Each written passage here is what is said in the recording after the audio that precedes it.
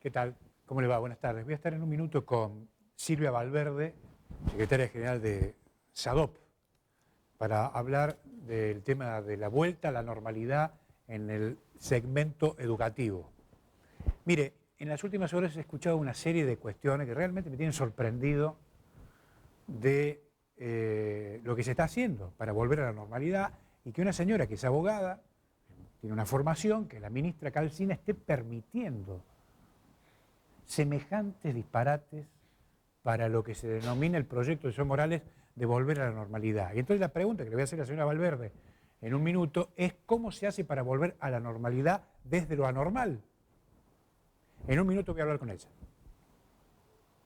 El presidente de la República lanzó el programa Argentina Construye con una inversión de 28.000 millones de pesos.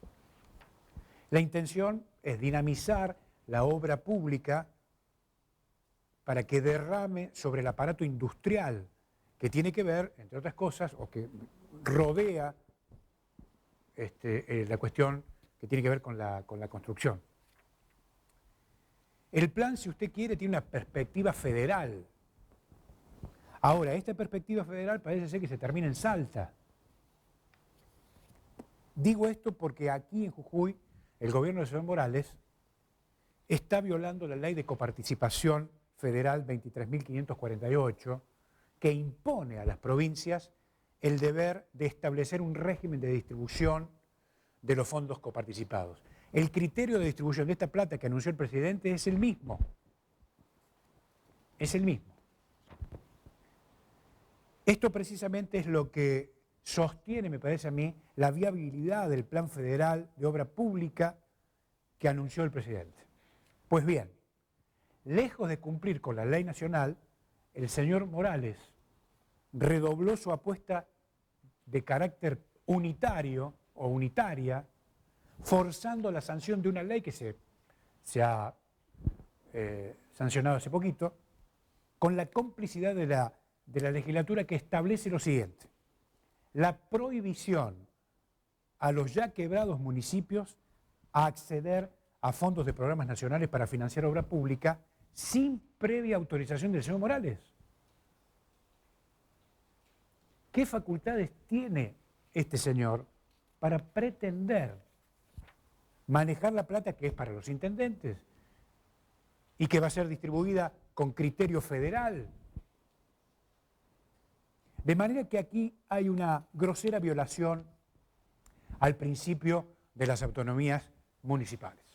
Además, dicha ley aprobada por la legislatura le concede al señor Morales, tome nota, le concede al señor Morales el privilegio exclusivo de nominar a las empresas que tendrán a cargo la ejecución de todas las obras municipales. Este es un mecanismo que funciona hace años. Fíjese, el señor Ulloa le han entregado 6 escuelas ya para que su empresa las construya, las arregle, no sé qué cosa.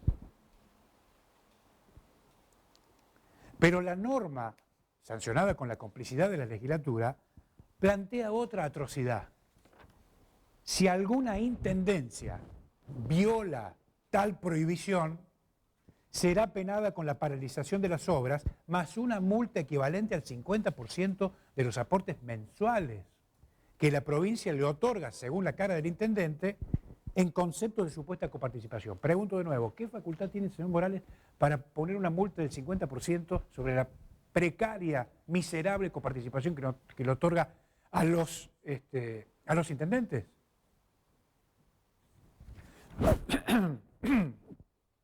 Estos, son los daños colaterales que se generan en la única provincia de la Argentina que no tiene ley de coparticipación municipal.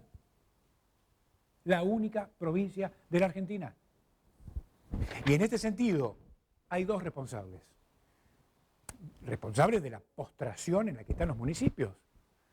La legislatura de Jujuy y el señor Morales, que juntos, en connivencia, se niegan a dictar una ley de coparticipación municipal moderna y adaptada a este dramático contexto en el que estamos viviendo. Y además vienen violando en forma irresponsable los artículos 83, 178 y 192 de la Constitución de la provincia, sistemáticamente. De manera que la distribución arbitraria de los recursos públicos que practica el señor Morales significan una abolición del principio de la autonomía municipal que establece el artículo 123 de la Constitución de la Argentina. ¿Y esto qué genera esto? Para que usted me entienda. Termina quebrando el régimen municipal y además altera la forma republicana de gobierno. Es decir, con esto se terminó la autonomía municipal y termina consolidando la sumatoria del poder público este señor. Desde el punto de vista constitucional, los embates del señor Morales ponen a la provincia de Jujuy, según el artículo 6 de la Constitución Nacional, en las puertas para dar motivo a una intervención federal. Cuando nos volvamos a encontrar, conversamos sobre el tema de lo que está pasando con la educación con Silvia Valverde. En un minuto.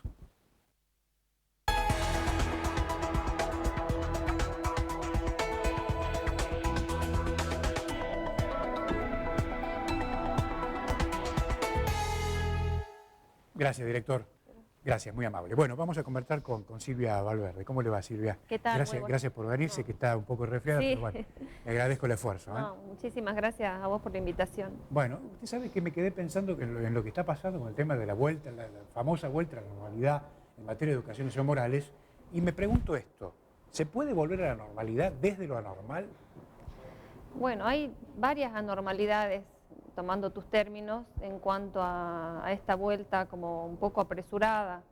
La sentimos desde nuestro sector de la docencia privada, ya que a nivel nacional el día lunes salió una resolución en donde recién se está analizando, se va a armar un consejo asesor para la vuelta, para organizar la vuelta presencial a las aulas, en donde participan un grupo interdisciplinario, hay médicos, los sindicatos, el mismo Ministerio de Educación a través del Consejo Federal, UNICEF, o sea, una serie de componentes que hacen a la educación para poder organizar esta vuelta a la escuela, que evidentemente no va a ser como la que conocíamos nosotros normalmente. Y nos sorprendimos con el anuncio, porque fue un anuncio del gobernador y la ministra, en donde se iban a abrir las escuelas para un apoyo escolar. Pero es una apertura de escuelas. Los alumnos van a ir a las escuelas, los docentes tienen que ir a las escuelas. En esta preocupación, que no teníamos conocimiento, insistimos, para hacerla corta la historia, en que nos reciba el gobierno, la ministra. Bueno, cuando nos recibe nos hace un relato, que es el que estamos escuchando todos estos días, de cómo va a ser, que el docente puede ir a cualquier escuela más cercana, el alumno puede ir a la escuela más cercana. La detengo ahí. Sí. ¿Cómo hace el docente para ir a una escuela donde no conocen los alumnos? ¿Y cómo hacen los alumnos para ir a una escuela donde no conocen al profesor? Vienen de un conflicto generado por la propia cuarentena, del encierro, y le suman otro problema psicológico. ¿O yo estoy equivocado? No, no estás equivocado, Alejandro. En realidad es una locura. O sea, nosotros estamos pensando, y los invito a la familia que piensen, o sea, llevan al hijo porque no puede haber circulación, porque por un lado estamos en un contexto de pandemia, pero por otro lado queremos abrir las escuelas. Sí. Si bien van a ir una vez a la semana, pero ¿con qué sentido? Los alumnos están teniendo clases desde sus casas. Los docentes han hecho un esfuerzo enorme, están teniendo clases semanales, trabajan el doble de horas. No hay necesidad en este momento, en este contexto, de abrir las escuelas, y menos como se está planteando. Nosotros planteamos no solamente la parte de bioseguridad, sino la parte jurídica. Nos preocupa muchísimo que en ningún momento, y no hay ningún documento ni hay ningún acto administrativo que diga claramente cómo va a ser, por ejemplo, el seguro de un niño que va a la escuela. O sea, el colegio tiene un listado de alumnos. Sí. Si va el alumno vecino que no iba a esa escuela, ¿cómo lo cubre el seguro? El docente El seguro te va a decir, no, el seguro está para la otra escuela. Exactamente, no para esta. No es para esta. El Correcto. docente que va a otra escuela porque le queda más cerca. La RT, ¿cómo lo cubre? O sea, hay un montón de situaciones, más allá de la bioseguridad y de todo, la lavandina, el alcohol, todo lo que escuchamos hablar que ya está listo. Sí. ¿Está listo? Escuchamos. Falta la parte jurídica, no hay seguridad con respecto a nada. Y aparte es imposible de implementar, por ejemplo, los colegios privados. Los colegios privados tienen una división en su mayoría por aula. O sea, hay un primer grado, un segundo grado, un tercer grado. La docente de primer grado, supongamos que va el lunes, porque Sí. tiene que ir un solo día. Esa docente está dentro del grupo de riesgo, no puede ir. Entonces, ¿quién va a ir? La de segundo, supongamos. Entonces, la de segundo grado va a ir el lunes y el martes. O sea, ya se están dando estas situaciones y ya estamos teniendo denuncias de colegas de colegios privados que los empleadores les están diciendo, no, vos tenés que venir 2 días, no uno. O sea, se generan un montón de complicaciones y lo lamentable es que no escuchan al sector de la docencia privada. O sea, Usted no fue convocada. fuimos convocados únicamente para que nos relaten en forma verbal, porque como te repito, no hay Sí. ningún acto administrativo claro que diga esto va a ser así, donde uno pueda leer y aportar ideas o cuestiones referentes a esta nueva, O sea, digamos digamos, ustedes fueron convocados para escuchar un relato. para escuchar un relato Ajá. de cómo iba a ser. Cuando le solicitamos la documentación que respalde lo que estaban diciendo, no la tenían porque están supuestamente el ministro Trota analizando. Yo no sé si a nivel nacional están teniendo conocimiento. Nosotros hicimos el planteo, nuestros compañeros a nivel nacional, somos un sindicato único que estamos en la paritaria nacional docente y tenemos un contacto fluido con el ministro, acercándole todas las preocupaciones del sector porque realmente son muchísimas y nos parece no solamente para los trabajadores, sino para los niños y jóvenes que se dirijan a las escuelas. ¿Y cómo termina esta historia? Y no sabemos. Sí. Una vez más solicitamos hoy a la ministra que nos reciba, pero junto con los otros sindicatos, porque nos quieren como separar, que no nos juntemos como si la educación no fuera era la misma. O sea, el sistema educativo es uno solo. Lógico.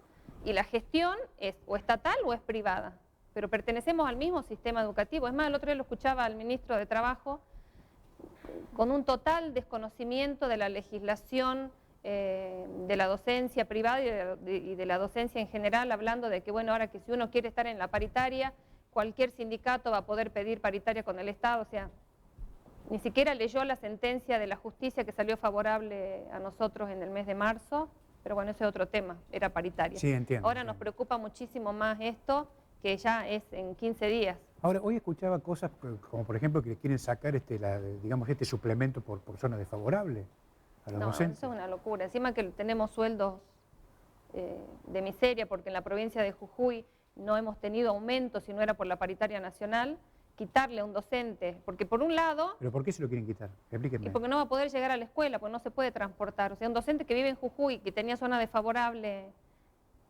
en la Quebrada o Sí. en algún lugar... ¿Y qué docente va a ir a la zona desfavorable? Y no sabemos. Y alguno que viva cerca de la zona desfavorable. ¿Y si por no hay eso, nadie? Por eso, hay un montón Sí. de interrogantes, un montón de inquietudes. Los compañeros del sector de la docencia estatal me imagino que lo estará planteando.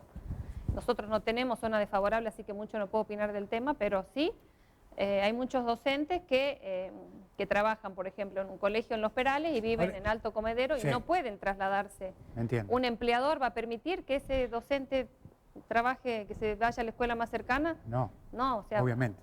Ahora, usted, le hago una pregunta que a lo mejor resulta básica, pero cuando usted toma una decisión en su sindicato, ¿analiza el impacto que puede llegar a tener o no?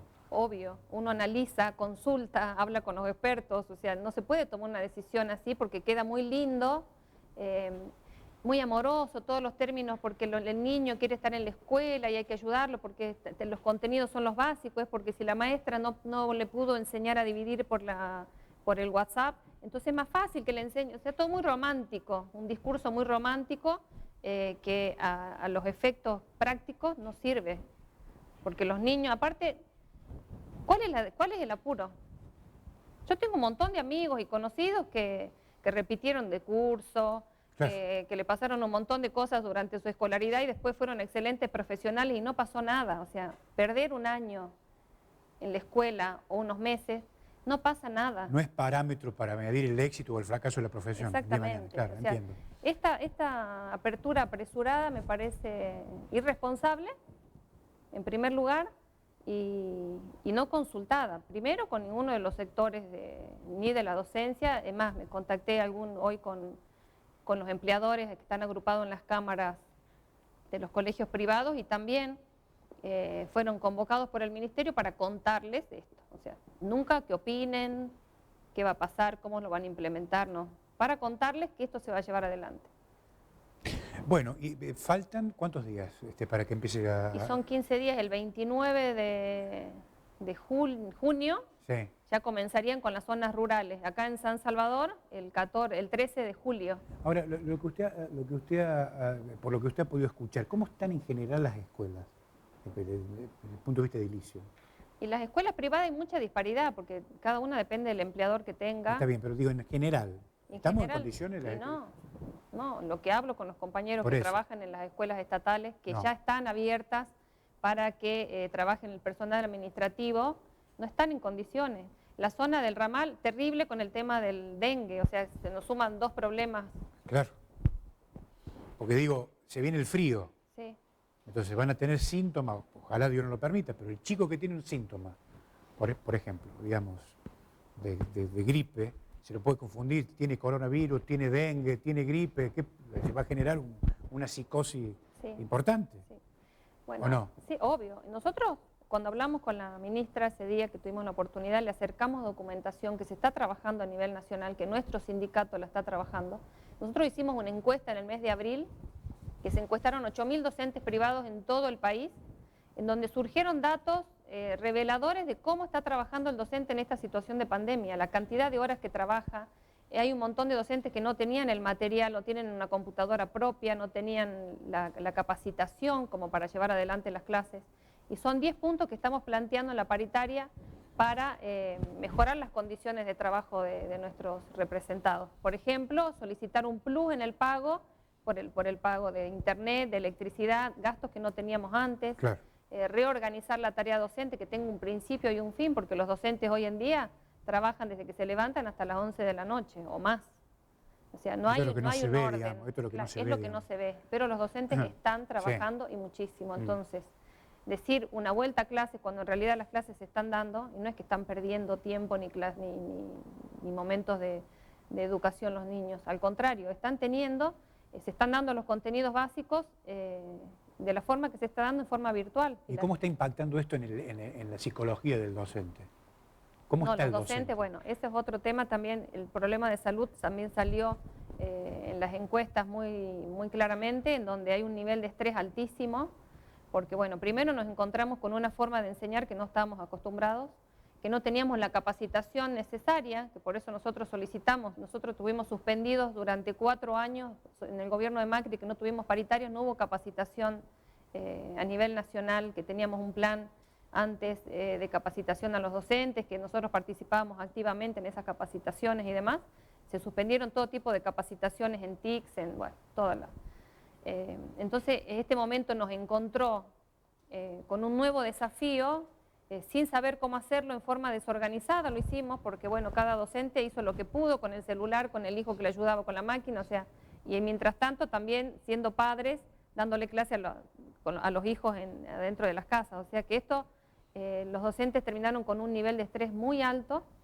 Lo que sí estuvo muy bien visto por parte de la docencia es el adelantamiento del receso escolar, porque necesitaban como un respiro, y casualmente nosotros le ofrecimos a la ministra, tenemos 15 días valiosísimos, nosotros queremos trabajar, queremos venir y hablar y a ver qué vamos a hacer para mejorar las condiciones y medio ambiente de trabajo de los docentes privados en la provincia de Jujuy. Tenemos que aprovechar este tiempo. Entiendo. Silvia, pasando el tema de la pandemia, ojalá que se termine pronto, ¿cuál es la educación que usted cree, de acuerdo a los años que tiene el tema, que se viene? Y la educación ya no va a ser la misma. Después de esto, cada persona no va a ser la misma, el trabajo no va a ser el mismo. Vamos a tener que redireccionar todas las capacitaciones que se den a nivel nacional o provincial con los docentes, porque la educación no va a ser la misma, de la forma que la conocíamos. Vamos a tener que... Hay cuestiones que ya vinieron para quedarse, pero hay que tener también mucho cuidado de cómo va a ser esa educación, y para eso está la paritaria, para eso están los sindicatos, para aportar, los empleadores. Hay una serie de, como están armando a nivel nacional el Consejo para la... El ministro Trott en este momento está conformando el Consejo Asesor para la vuelta a la normalidad. Salió la resolución, sí, la resolución 423, Consejo Asesor para la planificación del regreso presencial a las escuelas. Claro. Y como Recién te decía, ahora. recién ahora. Y como te digo, está el UNICEF, están los sindicatos, que está SADOP, están los ministerios a través del Consejo Federal, hay un equipo de salud, o sea, en todas las áreas para planificar cómo va a ser el regreso a las escuelas. Silvia, gracias por venir. No, muchísimas gracias a vos y bueno, y dejarte un saludo adelantado por el Día del Periodista. Bueno, gracias, muy atento. A vos y a todo el equipo. Bueno, gracias, No, gracias, muy amable. gracias. Bueno,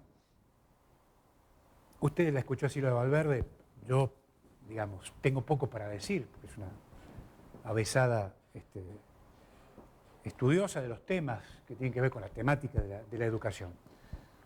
Lo primero que se me ocurre pensar es que el señor Morales debe dejar de creerse Sarmiento. Usted no es Sarmiento. Usted es un señor que fue gobernador por distintas circunstancias y que también está aprendiendo sobre lo que está pasando a esta hora. De manera que cuando usted deje de creer que es Sarmiento, va a empezar a ver de otra manera las cosas. Y fíjese que con lo que está pasando en la educación está llevando a los docentes y a los alumnos a una situación peor de la que están pasando ahora en medio de la cuarentena. Por eso le digo que le quedan algunos días para repasar algunas cosas y para ponerla en sintonía a la doctora Calcina, que yo realmente, personalmente, estoy muy sorprendido por la falta de criterio en el diseño de lo que se llama esta supuesta normalidad o vuelta a la normalidad de la educación en Jujuy. Chau, hasta mañana.